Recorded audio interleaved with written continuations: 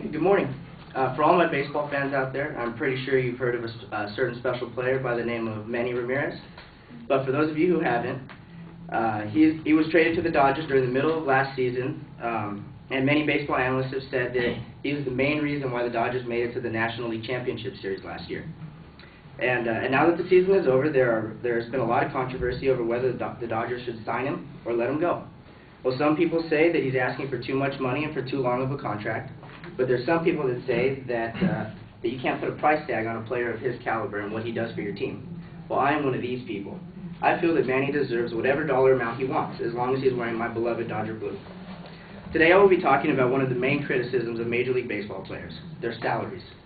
Many people say that baseball players are paid way too much, but I am here to tell you why they are certainly not overpaid and why they deserve every penny that they earn. With some prior knowledge that ESPN has given me, I already knew a little bit about players' salaries, and I noticed that they've been rising for the last 10 years. But after my research, I am fully aware now of why salaries have been rising, and I am here today to share those reasons with you. I will begin by informing you on a couple of players' salaries and what these particular individuals did to earn them. I will then give you some statistics about the revenue that players earn for their owners and their organizations, and I will conclude with my own personal opinions of this touchy subject. So let's jump right into the players and their contracts. Baseball players earn their salaries simply by producing on the field. The better you play, the better your contract. Alex Rodriguez signed the biggest contract in baseball history in 2001 with the Texas Rangers, earning him a total of $252 million over 10 years, which, if you do the math, is $25,200,000 per year. But he opted out of that contract, so he didn't get all the money. But rather, he set another record by signing a $275 million contract with the New York Yankees, which also was over 10 years. And as of today, he might opt out of that contract as well, so who knows what's in store for A-Rod with his next contract. So to earn money like this, you have to be something pretty special, am I right? Well, that's exactly what A-Rod is. He is the youngest player ever to reach the 300 home run milestone, as well as the 500 home run milestone. He's had 6 straight 40 home run seasons, as well as 10 straight 30 home run seasons. He's had 3 50 home run seasons, and he's won the MVP award twice. This is an outstanding career that seems almost impossible to be duplicated, and he's still got many more years to play. Also in 2001, Manny Ramirez signed a $160 million contract over 8 years with the Boston Red Sox, with a $16 million signing bonus. Now you may say this is way too much money to be giving these baseball players, but Manny, like A-Rod, is also well-deserving. Manny has, over a 16-year career, posted a batting average of .314, he's hit 527 home runs, and has totaled 1,725 runs batted in. He's had season highs as high as a .351 batting average, he's hit as many as 45 home runs in a single season, and has totaled as many as 165 RBIs in a single season. These numbers are simply off the charts, and of course, these numbers are simply off the charts. So now, of course, to be this good, it takes God-given talent, of course, but it also takes dedication, countless hours of hard work, and devoting your life to the job, just like every other successful person. Now, not every player in the major leagues earns this type of money. The fact of the matter is, when you're just starting your career, unless you're a bonus baby, you hardly get paid, and just like every other job, you have to work your way up the ladder. Minor league players, according to Craig Lammers of AllExperts.com, reports that a single-A player, where almost every player starts his career in single-A, may sign a contract for as little as $1,000 and make only about $600 a month. And these guys aren't living like the major leaguers do by any means. They travel on small buses, they play in front of very small crowds with hardly any recognition.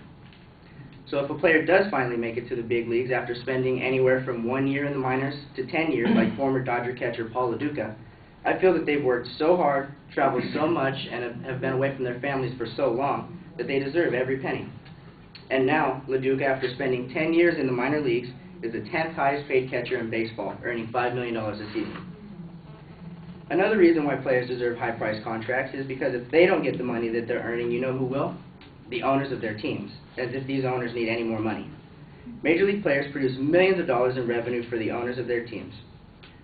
They're the ones on the field playing, so shouldn't they be the ones compensated? According to Timothy Moreland of Helium.com, every player on a baseball team affects the income of the owner of the team, most notably in local revenue, which local revenue includes gate receipts, local television, radio and cable rights fees, ballpark concessions, local advertising, parking, suite rentals, and there's many more things that go into it.